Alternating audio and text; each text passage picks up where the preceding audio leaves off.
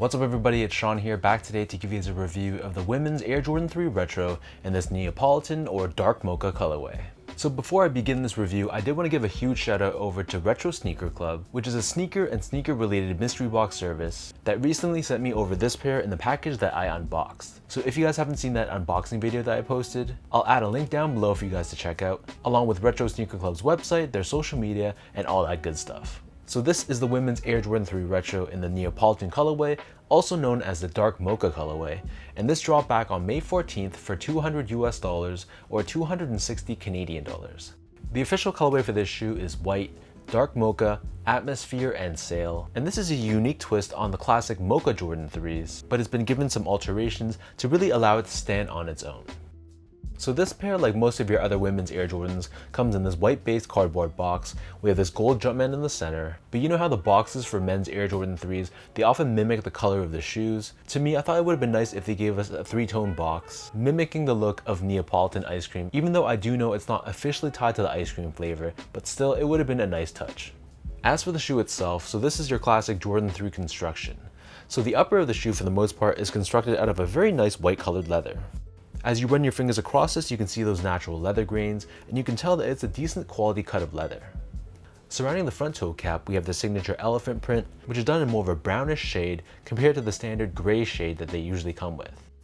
Moving upwards, the bottom two eyelets are constructed out of a light pink colored TPU, and then next to this, the middle three eyelets are left in white, and it's surrounded by this perforated leather around it. And then the top two eyelets are done in more of a faded brown colored TPU. Underneath this, you'll see we have more of that very soft leather that surrounds the upper of the shoe. And then wrapping around the bottom of the heel, we have more of that elephant print. And then above this, we have that signature heel tab with Jumpman Air branding done in that faded brown color. And then the leather surrounding the top portion of the ankle collar area. This again is perforated just like the eyelets. Hanging off the shoe, they come with this hang tag, which is done in that pale pink color with Jumpman Air branding. And then turning our attention back to the front, so for the laces, these only come with one lace option, and they're just your standard flat style lace in white. Underneath this, the bottom half of the tongue is constructed out of a perforated white leather, and we have this smooth leather on the very top with the Jumpman logo embroidered in the center in pink. The back of the tongue is lined in this pink colored textile, but the remainder of the inner collar of the shoe, this is lined in a white colored textile instead. And then as for the insoles, these come with their standard foam lined insole. It's finished in this pale pink color on top, and we have the Jumpman logo stamped on the heel. So the upper of the Jordan 3 sits atop this full-length polyurethane foam midsole. For the most part, it's painted in this vintage-looking cream color, but the upper portion of the back is painted in more of a glossy pink shade. And underneath the heel, we have this cutout, which reveals the Nike Air Sole unit that's found within the midsole for cushioning. And then finally, turning the shoe over to the bottom, here we have your standard Jordan 3 outsole. So this is primarily constructed out of a brown-colored rubber. We have this circular traction pattern on the forefoot, which is constructed out of a pink colored rubber, and running down the heel we have this Jordan branding in red. So that breaks down the look and the construction of these Neapolitan Jordan 3s. And for those wondering how these fit, so keep in mind this is a women's shoe. So because of that, so I'm a true size 10, slightly on the wider side. I had to go up to 11.5 because for Nikes and Jordans, typically you go up 1.5 sizes to get your women's equivalent. So this 11.5 is equivalent to a men's 10. And I know sometimes the women's shoes are built a little bit more narrow than the men's counterparts, but honestly, I tried these on, I didn't notice that it was that different from the men's Jordan 3. So for all the guys out there, I feel like you can stick with your normal Jordan 3 size for this pair. So for most people, that means sticking true to size, but if you normally go up a half size for your Jordan 3s, then I do the same thing for this one as well. Next up, in terms of the comfort, so I'm one of the few that feels that the Jordan 3 is a very comfortable shoe for a retro sneaker. I don't know what it is, but I've always felt that the Jordan 3s felt more comfortable than a Jordan 1 or a Jordan 4, for example, even though technology-wise, the 3 and the 4 are pretty much the same.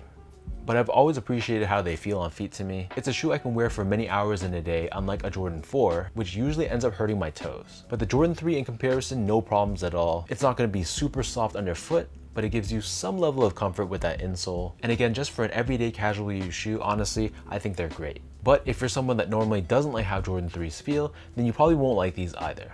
Finally, in terms of the overall quality and the craftsmanship, so like I mentioned before, I thought the leather quality was good. I'm not going to say it's the best quality leather I've seen on a Jordan release, that's definitely not true. But for a general release sneaker, I thought the leather quality was surprisingly decent, and the overall build, I also had no complaints about it as well. I thought the overall shape on the shoe was very nice, and there weren't any major flaws that I could see, maybe a couple loose threads here and there, but nothing unusual I saw compared to the standard Jordan release.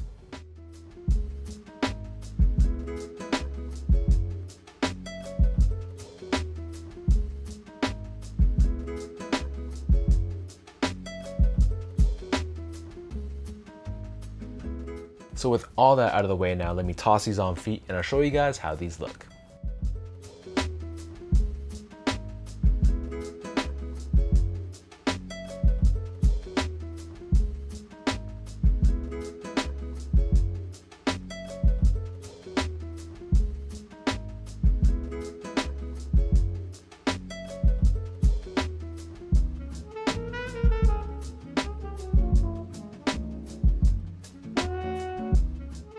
Like I said in the beginning, this is a unique twist on the Mocha 3. It gives you a little bit more splash of color, and especially in this day and age where this whole vintage look is very in, I think this is a very well executed colorway.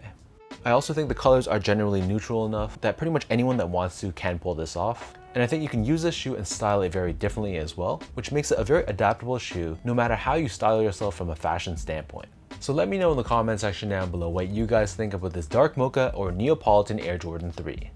What are your overall thoughts on this specific colorway? And for all my Jordan 3 fans out there, was this a cop for you? Did you pass altogether or take an L? If you guys like this video, be sure to like, comment, and subscribe to my channel if you haven't yet. You can follow me on Instagram at sgo8, check me out on Twitter at sean.go, and visit my website as well at seango.ca. So until next time, thank you so much for watching. Another big shout out goes out to the Retro Sneaker Club. Once again, their links are down below.